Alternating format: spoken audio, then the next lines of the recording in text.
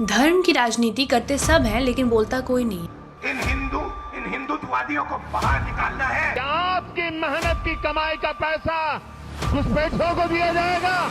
चाहे वो बीजेपी हो, कांग्रेस हो, टीएमसी हो या कोई और पार्टी हो।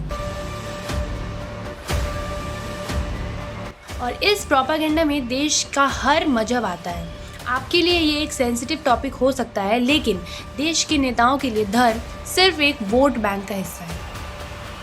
नमस्कार दोस्तों, आज हम बात करेंगे धर्म के मुद्दे पे कि कैसे नेता और धर्म के ठेकेदार जनता को बेवकूफ़ बना रहे हैं, उनका ब्रेन वॉश कर रहे हैं। जैसे कि मैंने अपने लास्ट वीडियो में आपको बताया कि हर इंसान इक्वली जिम्मेदार है देश में हो रहे अनुचित घटनाओं के लिए, चाहे वो हिंदू हो, मुस्लिम हो, सिख हो या ईसाई, हर इंसान जिम्मेदार है। आइए इस बात को इस तरीके से समझते हैं। अगर आपके राज्य में कोई नेता मुस्लिम है और आप हिंदू हो तो आप किसको वोट देंगे? अगर वही नेता हिंदू है और आप मुस्लिम हैं तो आप किसको वोट देंगे?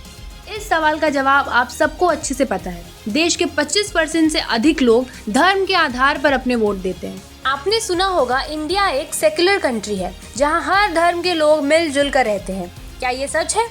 कुछ लोग कहते हैं मोदी के आने के बाद से सेक्युलरिज्म खतरे में आ गई है। इससे पहले सब खुश थे। इस बात में कितनी सच्चाई है, आइए जानते हैं। बात करते हैं जनवरी 30, 1948 एंटी ब्राह्मण राइट की। उस वक्त महात्मा गांधी की नाथूराम गोडसे ने हत्या कर दी थी। पूरा देश मातम में डूबा हुआ था और कुछ लोग बदले की आग में जलना शुरू हो गए थे। जैसे ही नाथूराम गोडसे का धर्म जाति पता चला, उसी के 24 घंटों के अंदर अंदर ये बात आग की तरह फैल गई। 15 ब्राह्मणों की हत्या और 50 लोगों को बुरी तरीके से मारा पीटा गया। उसके बाद 4-5 दिनों तक ऐसी घटनाएं चलती रही। हजारों की संख्याओं में ब्राह्मणों को मारा पीटा गया और उनके साथ न जाने क्या क्या किया गया। आखिर जिम्मेदार कौन है? हत्या किसी एक ने की, बाकी उन हजारों का क्या कसूर था? क्या वो ब्राह्मण थे इसीलिए? 22 जनवरी 1999 ये मामला था ओडिशा का, जब ग्राहम स्टेन्स और उनके 2 बेटे फिलिप और तिमोथी आए थे लेप्रेसी सेंटर होम अपनी सेवा प्रदान करने। 22 जनवरी 1999 को शेल्टर होम में इन्होंने भोजन किया और उसी रात को एक उग्र भीड़ ने इन पर हमला कर दिया। भीड़ का दावा था कि ये लोग काम के नाम पर लोगों का धर्म परिवर्तन करने आए हैं। हालांकि बाद में वधवा कमीशन ने जांच करके रिपोर्ट में बताया कि ये आरोप गलत थे और ये वर्डिक्ट तब आया जब ग्राहम स्टेन्स और उनके बेटों को कब्र में दफना दिया गया था। आरोपी जो बजरंग दल का कार्यकर्ता था, उसको इस वर्डिक्ट के बाद उम्र कैद की सजा सुना दी गई। आखिर एक मिसअंडरस्टैंडिंग की वजह से 3 लोगों की जान चली गई। किसी ने भड़का दिया, लोग उग्र हो गए और किसी की जान ले ली। क्या इतना आसान है लोगों का ब्रेन वॉश करना? क्या धर्म इतना कमजोर हो गया है या लोग इतने बड़े हो गए हैं कि उन्हें धर्म को बचाने की जरूरत पड़ रही है और धर्म को बचाने के लिए लोगों की जान लेनी पड़ रही है? धर्म की राजनीति हर नेता कर रहा है। कोई माइनॉरिटी का फेवर कर रहा है, कोई मेजॉरिटी का। चाहे कांग्रेस लीडर्स हो जो हिंदू शब्द को भद्दा बोलते हैं, चाहे राहुल गांधी श्री राम को मिथ बताते हैं, हिंदुओं को मॉक करते हैं और इलेक्शन के टाइम उनके भक्त बन जाते हैं, चाहे नरेंद्र मोदी हो जो इलेक्शन के टाइम पर धर्म के हिसाब से ढल जाते हैं, मुस्लिम्स को ज्यादा बच्चा पैदा करने वाले घुसपैठिया तक कह देते हैं। आज भारत 2 हिस्सों में बट गया है। एक तरफ हिंदू है, एक तरफ मुस्लिम, जहां मुस्लिम समाज इंडिया अलायंस को वोट देने के लिए तैयार है, चाहे वो नेता मर्डरर ही क्यों ना हो, देश के लिए अच्छा ना भी हो, क्योंकि बीजेपी मुस्लिम्स के खिलाफ है। वहीं कट्टर हिंदू इस बीजेपी को वोट देंगे क्योंकि बीजेपी हिंदू राष्ट्र बनाएगी, हिंदुओं को इंसाफ दिलाएगी, सनातन धर्म को बचाएगी, चाहे उसका नेता प्रज्वल रवाना जैसा ही क्यों ना हो। धर्म को यूज आखिर क्यों किया जाता है? आखिर भारत देश डेमोक्रेटिक कंट्री है, यहाँ नेताओं से बड़ी जनता है। फिर भी बस एक हेट स्पीच की जरूरत है, उसके बाद का काम जनता कर देती है।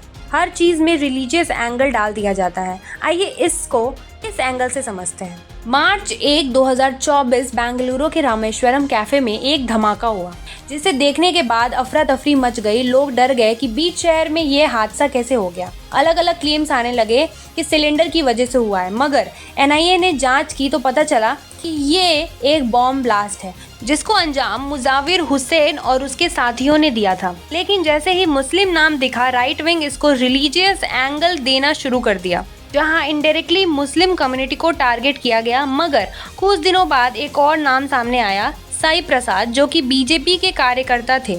सारी ऑपोजिशन ने अटैक करना शुरू कर दिया। बीजेपी को सैफरन टेररिज्म कहा गया, हिंदुओं को इनडायरेक्टली टारगेट किया गया। सोशल मीडिया पे इतना हाइप और अभद्र टिप्पणी बढ़ गई। एनआईए को सामने आना पड़ा। एनआईए ने बताया कि साई प्रसाद विटनेस है, कल्प्रिट नहीं। हर नेता, हर कम्युनिटी, हर कास्ट को फेवर करता है। सेक्युलरिज्म सिर्फ कहने के लिए है। सेक्युलरिज्म के मुताबिक देश में सभी धर्म के लोगों को एक साथ एक धर्म के आधार पर जज ना किया जाए। अगर सेक्युलरिज्म है तो ये सब केसेस क्यों आ रहे हैं? क्यों लोगों से जय श्री राम बुलवाया जा रहा है ज़बरदस्ती? क्यों हिंदुओं को मारा जा रहा है? क्या यही है देश का सेक्युलरिज्म? ऐसे हज़ारों केसेस सामने आ रहे हैं। देश में ये केसेस बढ़ते जा रहे हैं, लेकिन सवाल ये उठता है कि ये रुकेगा कैसे? आज हिंदू धर्म को इतना बदनाम किया जा चुका है कि लोग जय श्री राम के नारे को गाली समझते हैं, भगवा रंग को दादागिरी और हिंदू को गौमूत्र पीने वाले घूंघट को ऑपरेशन समझा जाता है। ऐसा नहीं है कि सिर्फ हिंदू धर्म का ये हाल है, मुस्लिम धर्म के लोगों को भी आज घुसपैठिया, terrorists, anti Hindu, anti Indians, puncture छाप ना जाने क्या क्या। जहां हिंदू मिट्टी को पूजता है वहीं मुसलमान मिट्टी को चूमता है। दोनों ही उतना ही प्यार करते हैं मातृभूमि से। दोनों धर्मों ने इक्वली आज़ादी के लिए कुर्बानी दी है। तो क्या हम आज़ाद भारत में चैन से मिलजुल कर नहीं रह सकते? ये ख़त्म तभी होगा जब हम एक दूसरे की धर्म की रिस्पेक्ट करेंगे, नेताओं की पार्शियलिटी वाली प्रोपेगेंडा को बस्ट कर देंगे।